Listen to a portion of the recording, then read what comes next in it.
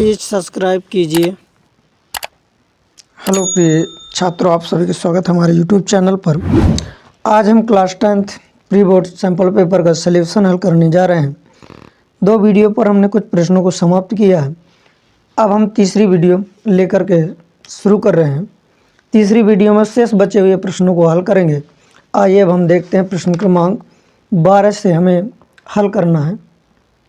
प्रश्न क्रमांक 12 में क्या लिखा है ये आपकी स्क्रीन के सामने दे रखा है। दिया है कि आकृति में डी इस पैरेलल है, समांतर है बी सी के। आकृति जो बनी हुई है आपको दिख रही है। ए बी सी एक आकृति है जिसमें डी ई एक रेखा है जो कि बी सी के समांतर है। ज्ञात करने में ए डी यह अध्याय 6 का प्रश्न है जिसमें थेल्स प्रमेय का यूज होना है। तो आइए अब हम इसका सल्यूशन हल करने जा रहे हैं। उत्तर क्रमांक 12 हल करना तो लिखेंगे सॉल्व। अब लिखेंगे दिया है, जो प्रश्न में दे रखा है उसको हमें नोट करके लिखना है। एक पहले जो आकृति बनी हुई है उसको बना लें। ऐसी आकृति एक बनी हुई है। ए बी सी एक त्रिभुज है। इस त्रिभुज में एक रेखा खींची हुई है जो कि डी और ई समांतर है बी सी के। इनके मान दे रखे हैं। ए से ई तक का मान दे रखा है 1.8 सेंटीमीटर और ई से सी तक की दूरी दे रखी है 5.4 सेंटीमीटर और डी वी की दूरी दे रखी है 7.2 सेंटीमीटर। हमसे पूछा गया है एडी का मान बताइए, तो ज्ञात करना है एडी का मान। तो जो दे रखा है वो उसको हमें लिखेंगे। तो लिखेंगे माना कि ए बी सी एक त्रिभुज है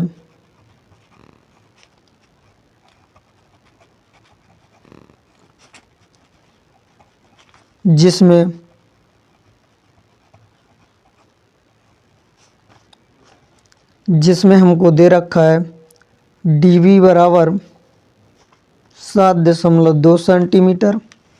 इसके पश्चात दे रखा है ए ई बराबर 1.8 सेंटीमीटर और दे रखा है ई सी बराबर 5.4 सेंटीमीटर। ये हमें दे रखा है।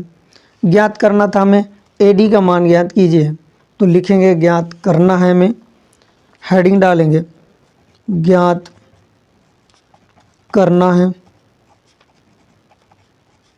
क्या ज्ञात करना है? ए डी का मान। इसके पश्चात अब हम इसकी उत्पत्ति करेंगे, हल करेंगे। तो लिखेंगे त्रिभुज एबीसी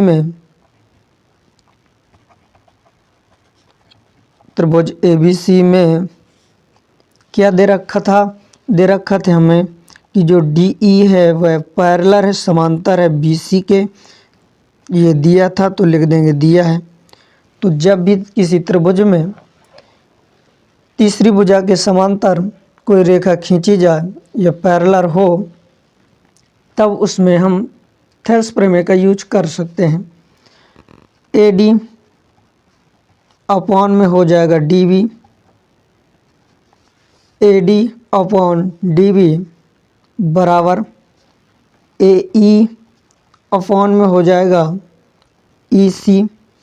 यह थेल्स प्रमेय से हमें प्राप्त हुआ तो किनारे में लिख देंगे थेल्स प्रमेय। जैसे जैसे हमें यूज करना है वैसे वैसे हम ब्रैकेट के अंदर किनारे में लिखते जाएंगे। अब हमको क्या करना है, इसको हम समीकरण नाम दे दें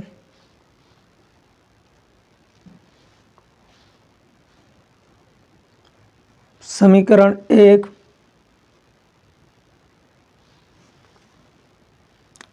अब इस समीकरण 1 में जो मान हमें दे रखे थे उस सभी मानों को पुट कर दें। यदि हम ए डी का मान ज्ञात करना था तो ए डी लिखा ही रहेगा अपॉन में डी लिखा है। डी का मान हमें चित्र में दे रखा था 7.2 सेंटीमीटर, तो लिख देंगे 7.2 सेंटीमीटर, तो नहीं लिखेंगे, बाद में लिखेंगे हल करने के पश्चात। ए का मान हमें दे रखा था 1.8 सेंटीमीटर और ईसी का मान दे रखा था 5.4 सेंटीमीटर। इसके पश्चात हल करेंगे, तिर्यक गुणा करेंगे।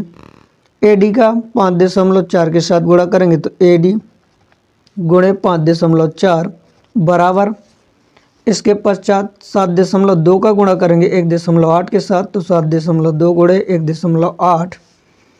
अब हम एडी का हमें मान प्राप्त करना, तो एडी इस तरफ ही लिखा रहने देंगे और एडी के साथ गुणे में है 5.4, तो इसका पक्षांतर कर देंगे, तो ये गुणे में है तो उस तरफ जाएगा तो भाग में हो जाएगा, तो यह नीचे आ जाएगा 5.4। यदि अगर इनको हम हल करेंगे, दशमलव को हटाएंगे तो हमारा हल करने पर आएगा मान। तो यदि एक दशमलव ऊपर वाली संख्या के साथ है, एक नीचे वाली, तो इनको हम हटा सकते हैं। 18 का गुणा 7.2 के साथ करें और फिर इसके पश्चात हम भाग दे दें 5 को, तो हमारा उत्तर निकल के आ जाएगा 2.4 सेंटीमीटर। ये हमारा उत्तर। प्रश्न क्रमांक 12 का अथवे का प्रश्न हल करने जा रहे हैं। लिखा आकृति में डी ई पैरेलल है, समांतर है क्यू ओ क्यू के, डी एफ पैरेलल है, समांतर है ओ आर के, तो दर्शाइए कि ई एफ समांतर है क्यू आर के। इसमें डी और ई यह समांतर है किसके, ओ क्यू के।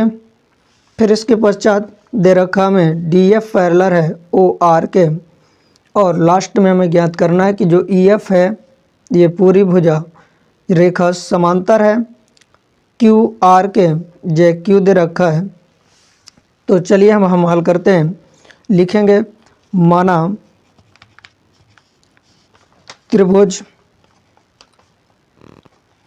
पी क्यू आर में, त्रिभुज पी क्यू आर में क्या दे रखा है, तो हमें दे रखा है कि जो डी ई है वह समांतर है ओ क्यू के, और डी एफ है पैरेलल है, समांतर है ओ आर के।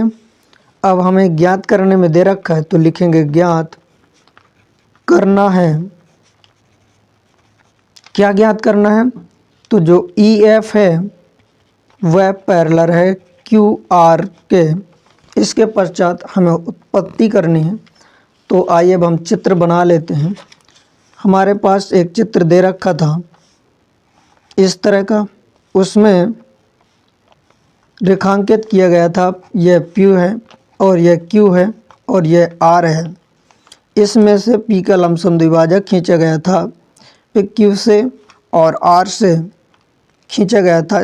इस स्थान पर ओ था बिंदु और क्यू आर के समांतर एक रेखाखंड खींचा गया था जो ई एफ था, और इधर मिड पॉइंट डी दे रखा था। तो आइए अब हम आगे हल करते हैं। इसकी उत्पत्ति यदि हम हल करें तो लिखेंगे दो त्रिभुज हमें दे रखे हैं, तो दो त्रिभुजों में से एक त्रिभुज सर्वप्रथम लेंगे पी क्यू ओ और दूसरा त्रिभुज है पी आर ओ। इन दोनों त्रिभुजों में लेकर के थेल्स प्रमेय लागू करेंगे। थेल्स प्रमेय लगाने के पश्चात हम हल कर देंगे कि यह ई एफ और क्यू आर के पैरेलल है। तो लिखेंगे त्रिभुज पी क्यू ओ में ई डी पैरेलल है ओ क्यू के। यदि यह पैरेलल है, समांतर है, ये हमें दे रखा था, प्रश्न में दिया था, तब हम कह सकते हैं कि यदि ये दोनों समांतर हैं, जे वाली भुजा रेखाखंड ये इस रेखाखंड के बराबर है, समांतर है, बराबर नहीं समांतर है, तब हम थेल्स प्रमेय से कह सकते हैं कि जो पी ई दे रखा है या लिखें पी डी लिखें और या चाहे पी ई लिखें, तो डी से यदि शुरू करना तो P D upon D O होगा, बराबर में P E upon E Q होगा। इसे हम समीकरण 1 नाम दे देंगे। ये कैसे प्राप्त हुआ तो लिख देंगे थेल्स प्रमेय से। इसके पश्चात दूसरा त्रिभुज हमें लेना है। वह कौन सा त्रिभुज होगा तो पी आर ओ में, तो लिखेंगे त्रिभुज पी आर ओ में। तो हमें दे रखा था प्रश्न में कि जो डी एफ था वह पैरेलल था ओ आर के, तब हम थेल्स प्रमेय यूज कर सकते हैं।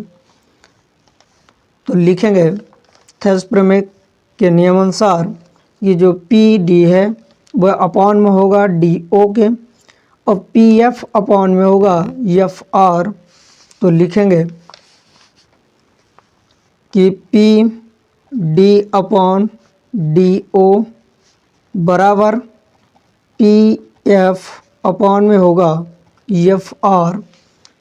ये हमें दे रखा था प्रश्न में, तो लिख देंगे दिया है, और यह हमें प्राप्त हुआ है थेल्स प्रमेय से।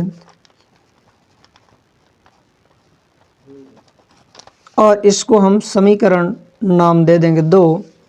इसके पश्चात समीकरण 1 और 2 को लेकर के तो लिखेंगे हम समीकरण 1 व 2 से। अब इन दोनों समीकरणों में आप देख पा रहे हैं कि P D upon D O, और इस समीकरण में भी P D upon D O, ये एक पक्ष बराबर हैं। तो हम समीकरण 1 एवं 2 से इन दोनों पक्षों को बराबर कर सकते हैं। तो लिखेंगे कि जो पी ई है वह अपॉन ई क्यू बराबर हो जाएगा P F upon F R के। यह कैसे प्राप्त हुआ तो यह हमें प्राप्त हुआ समीकरण 1 एवं 2 से। तब हम अब ये दोनों पैरेलल हैं, समांतर हैं। कौन सी, जो आकृति में भुजाएं दे रखी थी। आप देखिए अभी हमने जो हल किया है उसमें पी ई बरा अपॉन में था ई क्यू, और पी एफ अपॉन में था एफ आर के।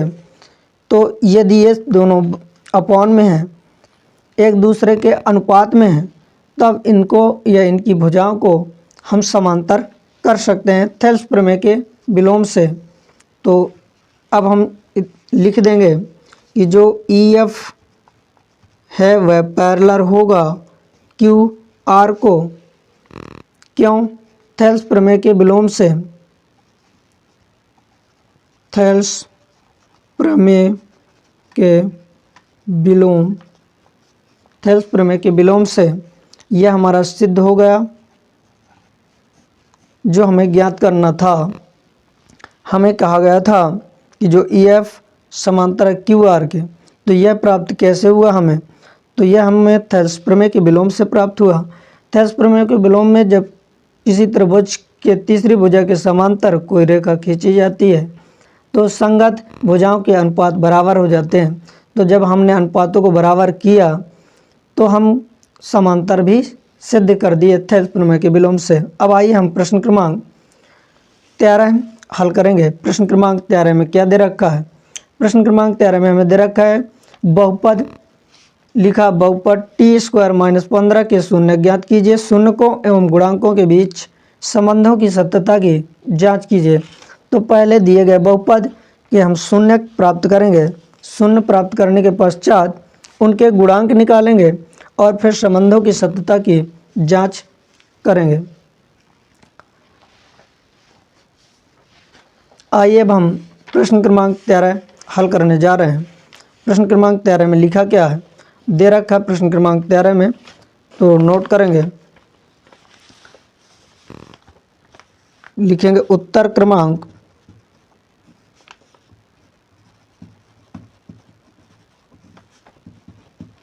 तैयार। इसके पश्चात जो जो प्रश्न में दे रखा है सर्वप्रथम उनको हमें नोट करना है। तो लिखेंगे हल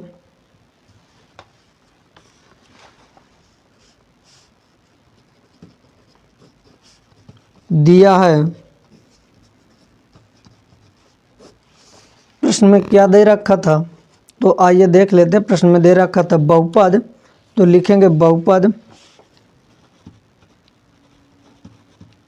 बहुपद किस चर में है, तो हमारा बहुपद टी चर में है, तो हम लिखेंगे पी टी बराबर टी स्क्वायर माइनस 25। अब इसके पश्चात हम इसके शून्यक प्राप्त करना है, तो लिख देंगे शून्यकों के लिए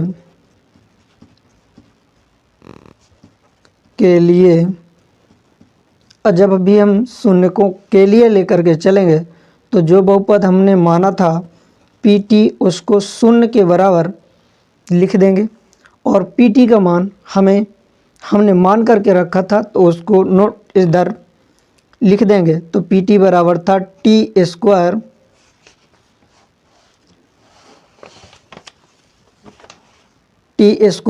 माइनस 25 बराबर 0। तो टी स्क्वायर इस तरफ ही रहेगा, 25 को इस तरफ पक्षांतर कर देंगे तो यह माइनस का था पॉजिटिव हो जाएगा, तो लिखेंगे पक्षांतर। अब इसके पश्चात टी का यदि अगर हम मान निकालें तो इसमें स्क्वायर लगा हुआ है तो उस तरफ जाएगा तो अंडर रूट लग जाएगा, तो 25 का अंडर रूट लग गया। प्रश्न में 15 था, प्रश्न में 15 लिखा था, ध्यान नहीं दे पाए थोड़ा, इधर 15 था, इधर भी 15 था और इधर भी 15 था, जे भी 15 लिखा। प्रश्न में 15 दिया गया है, जे है टी स्क्वायर माइनस 15। अब इसके पश्चात तो हमें अंडर रूट उस तरफ लग गए तो टी के मान दो प्राप्त होंगे, एक पॉजिटिव और एक नेगेटिव। तब हमें इसके शून्य कौन कौन से प्राप्त हो गए, तो एक हो जाएगा टी बराबर अंडर रूट 15 और दूसरा प्राप्त हो जाएगा टी बराबर माइनस अंडर रूट 15। हमें दो मान प्राप्त हो गए। इसके पश्चात अब हमें शून्य प्राप्त हो गए हैं, तो शून्यकों के गुणांकों के योगफल एवं गुणनफल दोनों हम निकालेंगे। तो लिखेंगे जो बहुपद हमें दे रखा था तो उस बहुपद को व्यापक समीकरण से तुलना करेंगे, तो इसको हम समीकरण नाम 1 दे देंगे। तो समीकरण 1 की व्यापक समीकरण से तुलना करने पर तो लिखेंगे समीकरण 1 की व्यापक समीकरण से तुलना। तो जब व्यापक समीकरण से तुलना करेंगे तो व्यापक समीकरण होता क्या है, लिखना भूल गया हूं तो लिखे दे रहा हूं, T square plus A T और बी टी प्लस सी। यह इस तरह का एक बहुपद होगा।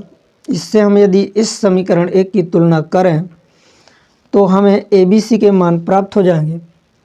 कौन कौन से मान प्राप्त होंगे, तो ए का मान प्राप्त हो जाएगा ए बराबर टी स्क्वायर की टी स्क्वायर से यदि हम तुलना करें तो ए का मान 1 प्राप्त होगा। बी का मान क्या प्राप्त होगा, तो चर टी नहीं दे रखा था समीकरण 1 में, तो बी का मान 0 प्राप्त होगा। और सी का मान हमें दे रखा है -15 अचर, तो -15 हो गया। अब ए बी सी के मान हम दिए गए शून्यकों के गुणनफल एवं योगफल में रखेंगे तो हमें सत्यता की जांच हो जाएगी। तो लिखेंगे, हेडिंग डालेंगे सत्यापित, सत्यापित, क्योंकि हमें सत्यता की जांच करना है। तो लिखेंगे शून्यकों का योगफल का योग। तो शून्यकों का योग होता है अल्फा प्लस बीटा बराबर -b/a। अभी हमने अल्फा और बीटा के मान प्राप्त किए थे, शून्य प्राप्त किए थे 2, तो जे अल्फा हो जाएगा अल्फा और जे बीटा हो जाएगा। तो ये शून्य के हमें 2 प्राप्त हुए थे, तो हम इधर लिख देंगे अल्फ़ा का मान कितना था √15 और प्लस बीटा का मान था -√15। इसके पश्चात ए बी सी के मान अभी हमने व्यापक समीकरण से तुलना करके प्राप्त किए हैं। तो बी का मान क्या था हमारे पास, तो 0 था और ए का मान 1 था। तो यदि अगर हम हल करें तो √15 प्लस माइनस का अंदर गुणा होगा तो माइनस का साइन आएगा, तो √15 और 1 का भाग देंगे तो 0 ही आएगा। इनको घटाएंगे तो 0 हमें प्राप्त हो जाएगा। तो ये दोनों पक्ष बराबर हो गए। तो अब हम कह देंगे कि शून्यकों के योगफल के लिए यह शून्यक साबित होते इस बहुपद के शून्यक हैं। दूसरा, शून्यकों का गुणनफल, तो लिखेंगे शून्यकों का गुणन और गुणनफल होता क्या है, तो अल्फ़ा गुणे बीटा बराबर में लिखेंगे C/A। अल्फ़ा और बीटा के मान आप पुट कर दीजिए। अल्फ़ा का मान हमें प्राप्त था √15 और गुणे बीटा का मान प्राप्त था -√15। सी का मान हमें प्राप्त था -15, ए का मान हमें प्राप्त हुआ था 1। अब इसके पश्चात इनका आपस में गुणा करेंगे, तो अंडर रूट का गुणा करेंगे तो अंडर रूट हट जाएगा और संख्याओं का गुणा करेंगे तो 15 ही आएगा और माइनस का साइन आएगा क्योंकि माइनस था, और इन एक का भाग देंगे -15 में तो -15 आएगा।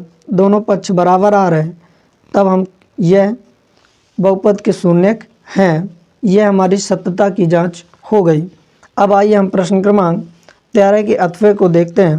प्रश्न क्रमांक 13 के अथवे में लिखा है x² + 4x + 6 में शून्यकों का योग और गुणनफलों को ज्ञात कीजिए। तो शून्यकों का योगफल और गुणनफल हमें प्राप्त करना है। तो दिए गए समीकरण की व्यापक समीकरण से यदि हम तुलना कर दें तो व्यापक समीकरण की तुलना करने के पश्चात हमें प्राप्त हो जाएगा। आइए अब हम हल करते हैं।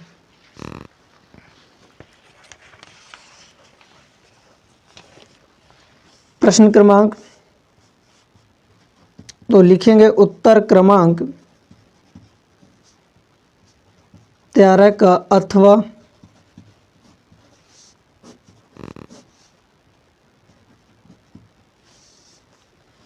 लिखेंगे हल।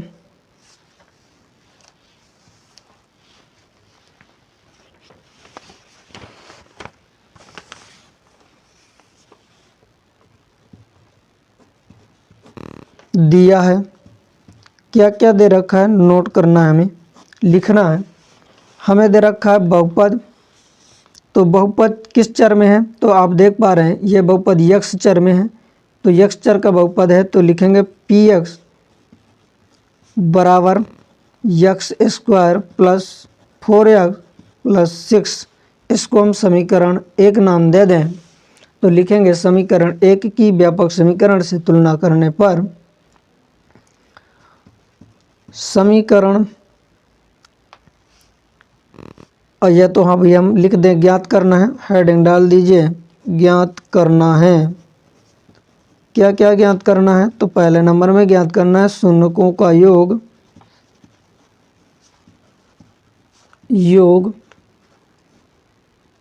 दूसरे नंबर में ज्ञात करना है शून्यकों का गुणनफल, को का गुणन, और चाहे गुणनफल आप कहो। इसके पश्चात हमें प्रश्नानुसार डाल करके लिखना है और लिखेंगे समीकरण 1 की व्यापक समीकरण से तुलना करने पर समीकरण 1 की व्यापक समीकरण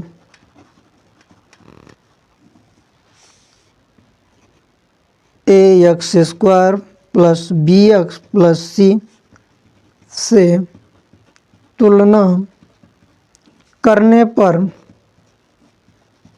यदि हम तुलना करें समीकरण 1 की इस समीकरण की इस व्यापक समीकरण से तुलना यदि हम करें तो यक्स की एक्स स्क्वायर की एक्स स्क्वायर से तुलना करेंगे तो ए का मान प्राप्त होगा हमें 1, और यक्स की और यक्स वाले पद से यदि तुलना करें तो बी का मान प्राप्त होगा, इसमें बी है और इसमें 4 है तो बी बराबर 4 हो जाएगा। और सी का मान अचर पद, तो अचर पद इसमें 6 दे रखा है तो 6 है। अब आइए अब हम शून्यकों का योगफल और गुणनफल, तो हेडिंग डालेंगे शून्यकों का योगफल, लिखेंगे शून्यकों का योग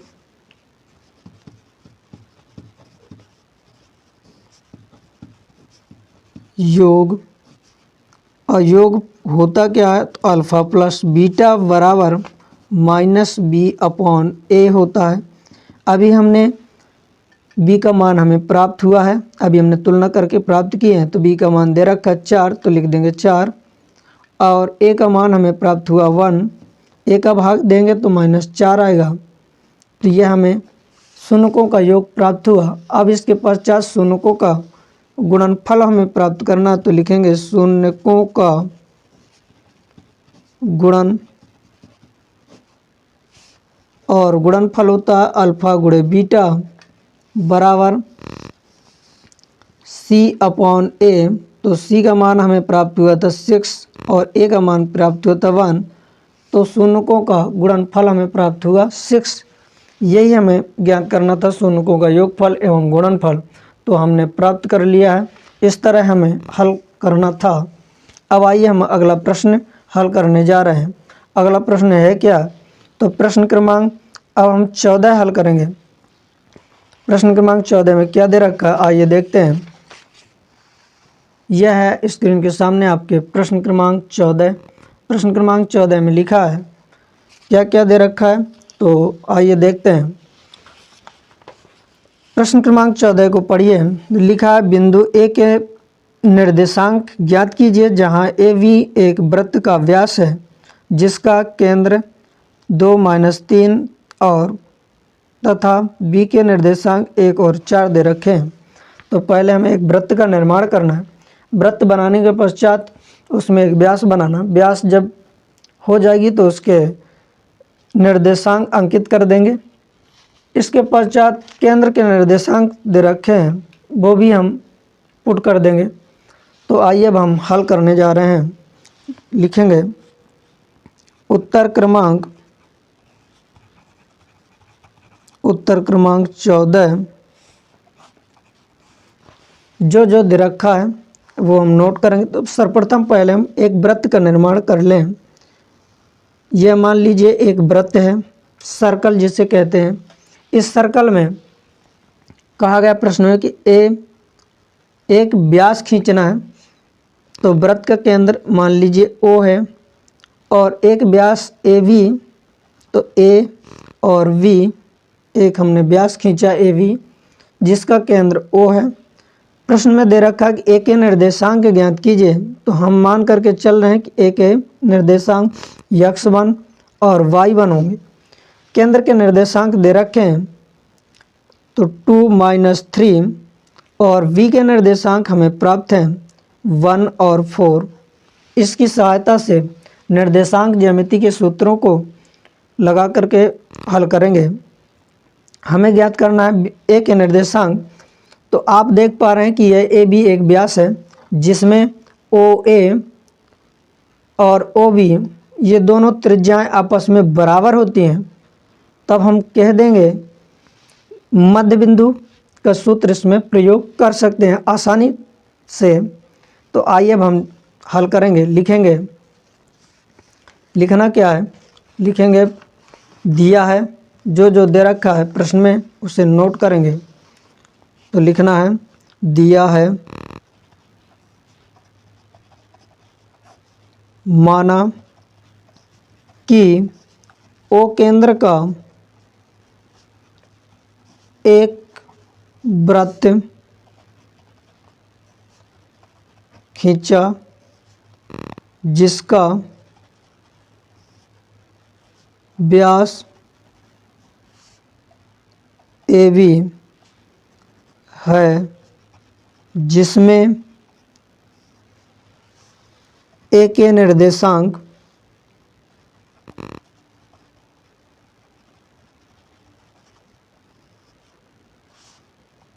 बराबर हमने अभी माना है x1 y1, फिर इसके पश्चात दे रखा था b के निर्देशांक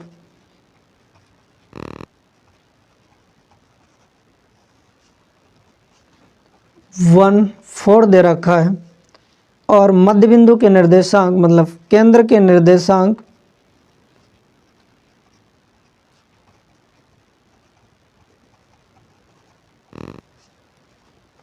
निर्देशांक हमें प्राप्त हैं 2 - 3।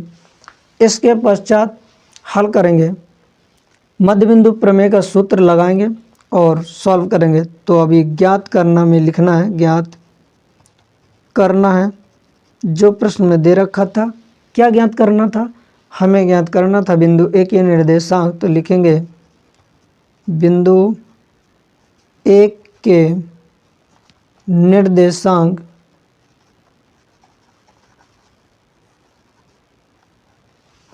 अब हम मध्य बिंदु प्रमेय के सूत्र मध्य बिंदु का सूत्र लागू करेंगे, सवाल को आगे हल करेंगे। तो आइए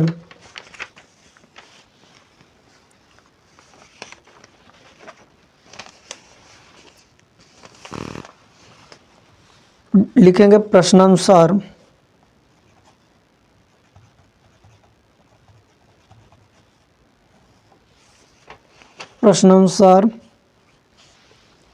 मध्य बिंदु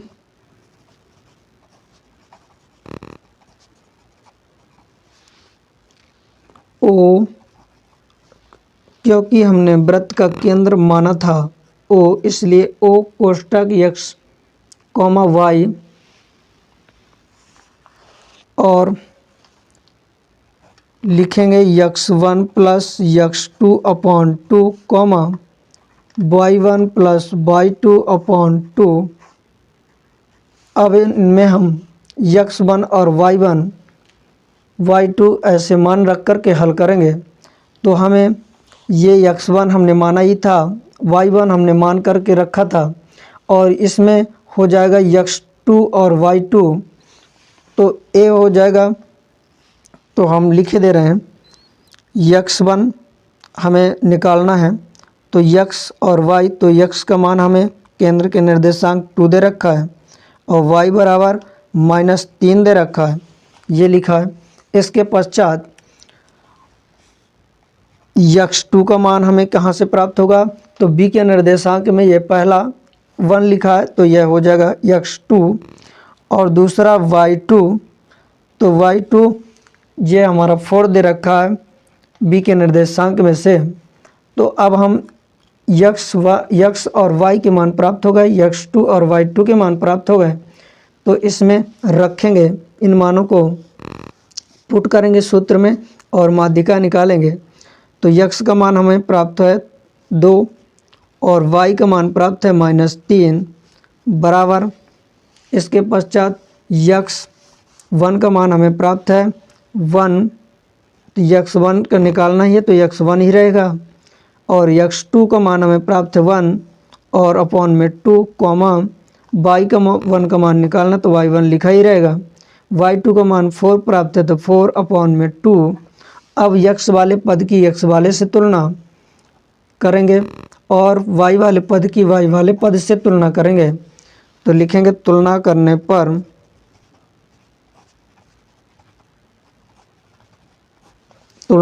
पर अब हम इन मानों को आसानी से प्राप्त करेंगे। तो लिखेंगे x1 + 1 अपॉन 2 बराबर 2, यह 2 इसके बराबर होगा, या करके लिखेंगे y1 + 4 और अपॉन में 2 बराबर होगा -3 के, तो -3। अब पक्षांतर करेंगे, 2 का पक्षांतर करेंगे तो उस तरफ चला जाएगा, तो x1 + 1 बराबर 2 का उधर जाएगा, गुणा हो जाएगा तो 2 दूनी 4, फिर 2 का इस पक्षांतर कर देंगे उस तरफ जाएगा तो यह गुणे में हो जाएगा, तो गुणा हो जाएगा तो -6, -1 को उस तरफ यदि हम ले जाएं तो प्राप्त हो जाएगा 3, और यदि y1 से 4 को उस तरफ ले जाएं तो माइनस का हो जाएगा, तो -6 और -4, तो y1 बराबर आ जाएगा -10 और इधर x1 का मान प्राप्त हुआ हमारा 3। तो ये हमें ज्ञात करना था, किसके निर्देशांक के ज्ञात करना था, बिंदु ए के निर्देशांक। तो लिखेंगे अतः बिंदु ए के निर्देशांक, अतः बिंदु ए के निर्देशांक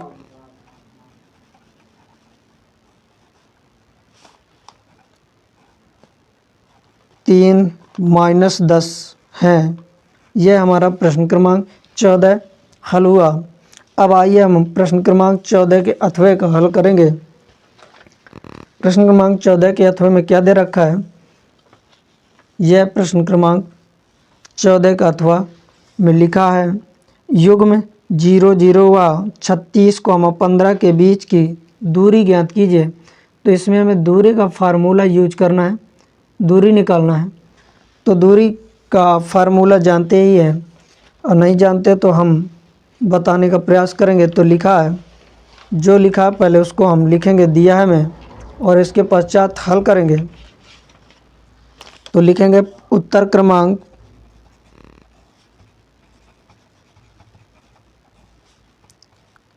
14 अथवा, अब लिखेंगे दिया है, प्रश्न में जो दे रखा है, हल लिखेंगे, दिया है। अब ये बिंदु दे रखे हैं तो माना बिंदु ए के निर्देशांक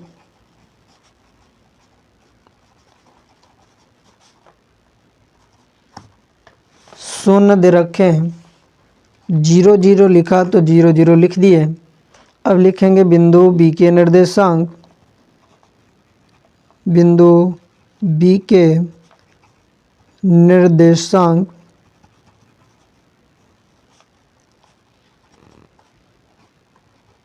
छत्तीस और 15 ये दे रखे हैं। ज्ञात क्या करना है, बिंदुओं के बीच की दूरी। तो नोट करेंगे बिंदुओं के बीच की दूरी, तो बीच की दूरी ये हमें ज्ञात करना है। दूरी के फार्मूले को यूज करेंगे। तो लिखेंगे प्रश्नानुसार दूरी, किन की दूरी निकालना है, तो AB की दूरी निकालना है, बराबर √ x2 - x1 का स्क्वायर प्लस y2 - y1 का स्क्वायर। अब हम इनमें x1 और y1 इन सभी के मान रखेंगे। तो हम इधर कोष्टक के अंदर ब्रैकेट में बंद करके लिखे दे रहा हूँ। x1 का मान प्राप्त होगा, x1 का मान यह है 0 लिख होगा, y1 का मान 0 होगा, x2 का मान 36 दे रखा, y2 का मान 15 दे रखा। तो x1 बराबर 0, y1 बराबर 0, x2 बराबर दे रखा है 36 और y2 बराबर दे रखा है 15। अब इन सभी मानों को पुट कर देंगे, आसानी तरीके से उत्तर प्राप्त कर लेंगे। तो AB बराबर x2 का मान दे रखा है 36 और माइनस x1 का मान 0 स्क्वायर प्लस y2 का मान दे रखा 15 और y1 का मान 0 स्क्वायर। अब इन सभी का घटाएंगे और वर्ग करेंगे। तो 36 का वर्ग प्लस 15 का वर्ग। अब हम 36 का वर्ग कितना होता है, तो 36 का वर्ग 36, इसका अर्थ है कि 36 का 2 बार आपस में गुणा करना है। तो यदि हम 2 बार गुणा करें तो 1296 प्राप्त होगा। 15 का वर्ग होता है 225, इन सभी को आपस में जोड़ेंगे तो हमें प्राप्त होगा 1521। अब 1521 का वर्गमूल क्या होता है, तो 39 होता है। तो लिखेंगे 39 इकाई। जब भी आप दूरी निकालिए तो इकाई जरूर आप लिखिए। यह प्रश्न क्रमांक 14 का हल प्राप्त हुआ। अब आइए हम अगला प्रश्न क्रमांक 14 के अथवे के पश्चात प्रश्न क्रमांक 15 हल करने जा रहे हैं। अब यह प्रश्न क्रमांक 14 जो दिया है प्रश्न क्रमांक 14, यह सन 2020 और 24 में आया था। अथवे में जो दे रखा 2020 में आया था। अब आइए हम प्रश्न क्रमांक 15 का मान ज्ञात करेंगे। प्रश्न क्रमांक 15 में दे रखा sine 60 into cos 30 plus sine 30 into cos 60। इन सभी को त्रिकोणमिति प्रश्नों के सवाल हैं, तो लिखेंगे उत्तर क्रमांक 15। अब हल करेंगे तो लिखेंगे हल दिया है, क्या क्या दे रखा है, तो हमें दे रखा है sine 60 into cos 30 plus sine 30 into cos 60। सभी के मान पुट कर दीजिए।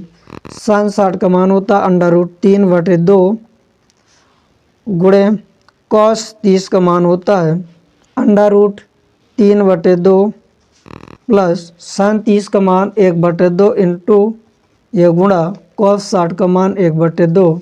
सभी का आपस में यदि हम गुणा करें √3 का गुणा करेंगे 3 आएगा, 2 का करेंगे 4 आएगा, इनका आपस में गुणा करेंगे तो 1/4 आएगा।